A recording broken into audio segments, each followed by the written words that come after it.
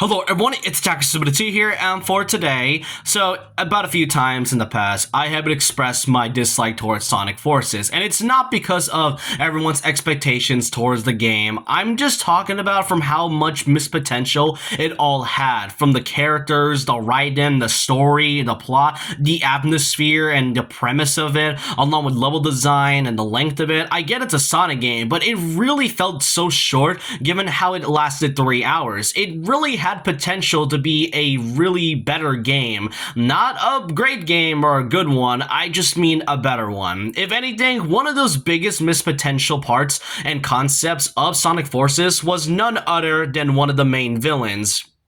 That being Infinite. Infinite is an interesting one because, in a way, throughout the years, I try my best to defend Infinite as best as I can. Heck, even saying that he would have been better if he was written better from a different writing team. But this one, as time goes on, I've now felt that Infinite in Sonic Forces was, if not, the biggest missed potential villain of all time. If anything, Infinite had a lot going on from when he first appeared, but when the game came out, he just became nothing more than a complete joke, becoming one of the most forgotten, if anything, most underwhelming Sonic villains in the series' history. So, in this video, I just want to be talking about the missed potential, that is, Infinite in Sonic Forces. There's quite a lot to unpack here, and by the end of it, I will have to talk about on how I could really fix Infinite if I was like part of the writing team for the Sonic Forces.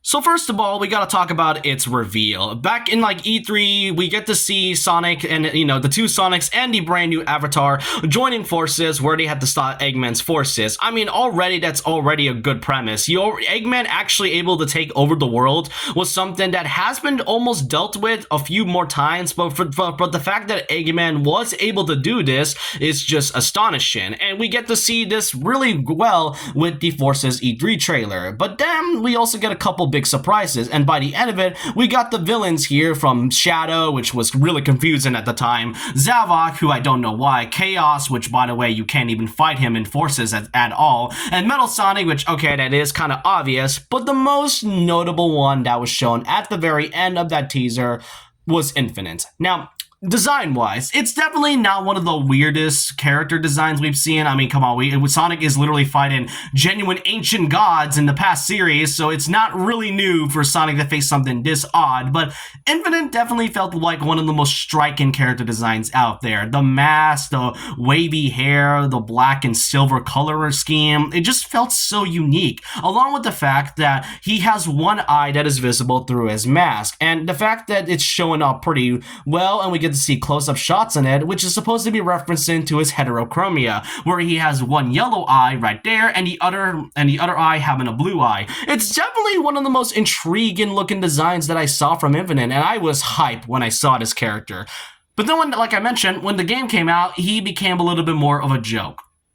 Now, the thing about Infinite, however, is that his backstory wasn't really explored much. In the game, they never really get to explain on where Infinite is coming from unless you read the comics, that being one of the 3 prequel comics that came before Forces, that being Sonic Forces Rise of Infinite, where Eggman discovers the Phantom Ruby and all that, and then that's when Infinite comes in with his Jackal Squad, which, by the way, the Jackal Squad was never mentioned ever again, and that's the thing. This is the first time we ever get to see Infinite without his mask. Because in the game, we don't actually get to see his face, which is kind of strange. I will get into that later on, but here's the problem with this comic. As much as I liked seeing this origin of where Infinite comes from, if you're going to be relying on like some type of extra content that is outside of the game, why not just add it to the game? If anything, external media really doesn't help a story. If anything, it just kind of weighs the story down for a character that we barely get to know of in the game. Like, his motivation is really boring as well, as in by the end of the comic, we get to learn that Infinite's reason to join in Eggman to begin with was because that he was bored. That was it. He was bored. And, I mean, I don't mind characters, like that. I don't mind villains being villains for the sake of being evil and all that. It can work as long as they're written correctly, but for Infinite, it just kind of felt jarring of all things. And this is without mentioning episode Shadow, which is by far his most infamous moment. In episode Shadow, which takes place a month before the events of Forces, we get to play as Shadow the Hedgehog, and that's where we get to encounter Infinite. Where in this entire story, we get to learn a bit about Infinite's whole thing, where Shadow decides to fight him at the very end of the level, and then after he defeated Infinite, this is kind of where the infamous part of this character comes into play, where Shadow basically called him weak, and that got Infinite so angry that he just kind of became petty afterwards, and after that he just sort of joined forces with Eggman, which caused him to get the mask, which is kind of the weirdest part. When in some certain scenes it really makes people think that Infinite was made by Eggman, but no, it's just some dude with the mask, and that's kind of the weirdest part. We never really get to know why in the game. The mask doesn't really play that much of an importance aside from showing his heterochromia, but the mask doesn't really have much of an important part of Infinite's character. And if your character's whole thing is that he's being called weak and then gets angry about it, yeah, that's not good villain motivation, if anything. Like, being bored is one thing, but being angry because someone called you petty is just basically terrible writing at that point.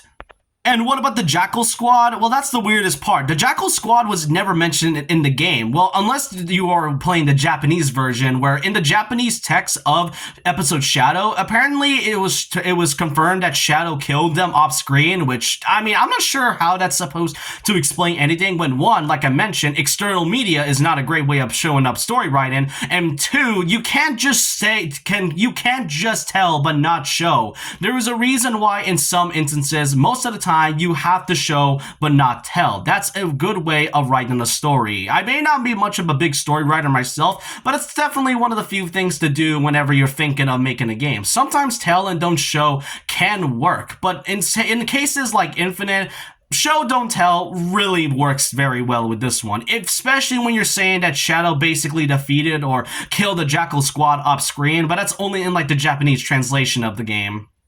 But then there we get to the weirdest part, that being the main story of Forces. As you play the main story, Infinite basically fights Sonic, which I don't exactly get why he has a vendetta against Sonic. I mean, he probably did it because Eggman doesn't like Sonic, obviously, but the thing is, as I mentioned before, he got defeated by Shadow and he called him weak. And if anything, that could have been a good motivation for him to not only prove himself as worthy towards, Shadow, but it would have been a great dynamic to see both Infinite fighting up against Shadow. Him fighting against Sonic really doesn't make sense at all, especially when those two don't have much interaction between each other. And if anything, Infinite shouldn't have that much of a grudge against Sonic. If anything, he should have had a grudge against Shadow because he's the one that basically called him a terrible character, or basically calling him weak. That also goes the same with the Avatar. Now, as much as I like the Avatar system in Forces, I don't think their part in the story really had much of an impact, especially when we get to Infinite. I'm not gonna lie, I didn't really know why Infinite was against the whole Avatar, because we get to see a flashback where the Avatar runs away from Infinite, and it kind of felt like we were gonna get a big significant plot point between the two, but no, we just kind of interacted for a few times, and then we just don't see Infinite for a while.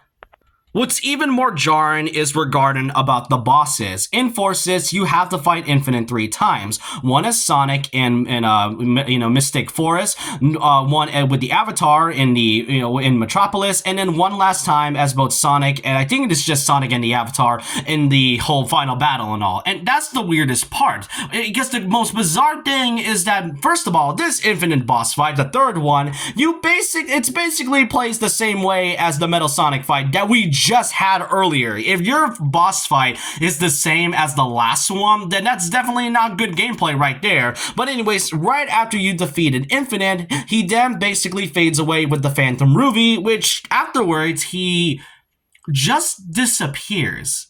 That's it. Like, after that, he disappears and he just was never mentioned again. If that's not a bad way to end up a villain who already had so much potential but ended up being pretty underwhelming at the end, just kind of feels I don't know. It just felt like there was something more to put into Infinite, but instead he was called weak. He doesn't have much of a big vendetta against Sonic, and then after he gets his boss fight 3 times, and once we defeated him, he just disappears. And then afterwards, he's not even like the main villain. It was Eggman. I get why, because Eggman is the reason behind the whole Eggman Empire and forces. But come on, we could have had one more climatic battle with Infinite, but instead it just ended off really poorly, and it just ended really anticlimactically. And you see, the reason why I felt like Infinite could have been much more is also from his theme song, which was, played by Tyler Smith, which this song is just amazing. This is one of the best songs out of Sonic, and if anything, this song really makes Infinite look like a good villain. But one of the lyrics that intrigued me the most was this specific lyrics. This pain, I can't, but that's what it takes to be infinite. And just going on and on, it felt like Infinite was supposed to be something more than what we basically have. Like, just by these lyrics alone, sometimes music with the lyrics can personify and resonate with the character of what they are. If just by these lyrics, it felt like Infinite was going to be much more of a bigger threat, much more of a compelling and complex character than what we basically have now.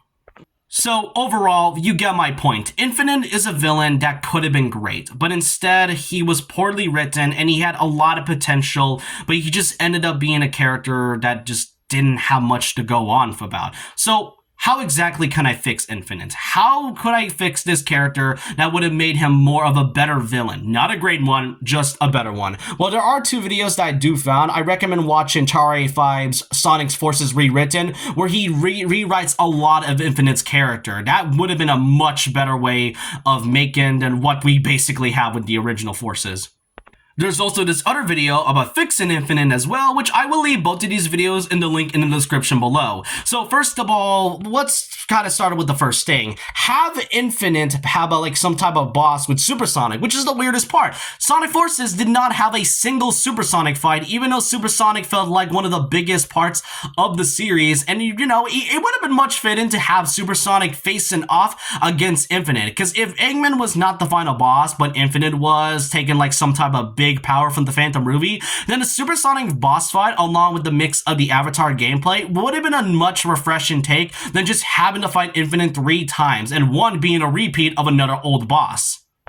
Next up, have the Jackal Squad be explored a little bit more. Heck, actually give Infinite more of a character from his backstory. And as I mentioned just earlier, put the Jackal Squad and even the whole scene of it in the story. That could have been way better instead of just putting it in the comics. I don't mind external media. It's just that if you're gonna rely on that, then actually put it into the game, then it's not good writing. The thing about Infinite is that we don't really know what his whole deal is. We don't know why he's attacking Eggman to begin with. Heck, we don't even know his real name, and like I mentioned, this is the only time we ever get to see Infinite's face in the entire series, which is so strange. And have the Jackal Squad be explored more. What's their whole deal? Are they vigilantes? Are they rebel fighters? What exactly is their deal, along with what Infinite's whole character is about? Then fix the relationship between both Infinite and the Avatar. Like I mentioned, the Avatar and Infinite kind of felt like it was going to be something more as a plot point, rather than just kind of being a couple talking and exchanges of dialogue, but instead it's just this. But really have Avatar be more involved with the story, and have Infinite kind of see the Avatar more for his bravery, rather than just kind of, doing dialogue exchanges. And finally, have a part where Infinite faces off against Shadow. Have Infinite show that he is not the weak character that he once was. And if anything, I don't even think calling him weak would be a good thing. Char85's video, as I mentioned, has one of the parts where Shadow calls Infinite more worthless. That would have been a better word than calling him weak, because all it sort of did is just burst through his ego. That's just kind of what happened. All it did was burst through Infinite's ego and kind of cries like a baby or something like that. So have something with Shadow in it, because I don't get, like I mentioned, I don't think he was supposed to fight against Sonic. I get the reasons, I get some of parts why, but I don't really think he has much of a grudge against Sonic other than just defeating him for the sake of Eggman's plan. So those are all of the things I want to mention about Infinite's entire character. He was a missed potential character along with the entirety of Forces, but the character could have been great. And you know he's such a bad villain when even Shadow Generations doesn't feature him as a boss. Sunset Heights was featured there, but somehow Infinite wasn't. But I mean, that's not showing how much of a poorly written villain Infinite was, then I don't know what is. I'm not mad, like I mentioned, about Forces for my expectations. I'm just mad from how much it could have been a better game. But I want to know your thoughts and opinions down below about this. What do y'all think about Infinite as a character? Do you think he's an underrated villain? Do you think this character could have been much more than what we have? But I want to know your thoughts and opinions down below about this. And so with that, leave a like, comment, subscribe, hit the notification bell for more videos. Follow my Twitter, and I'll see you guys next time. And remember this, once a legend, always a legend.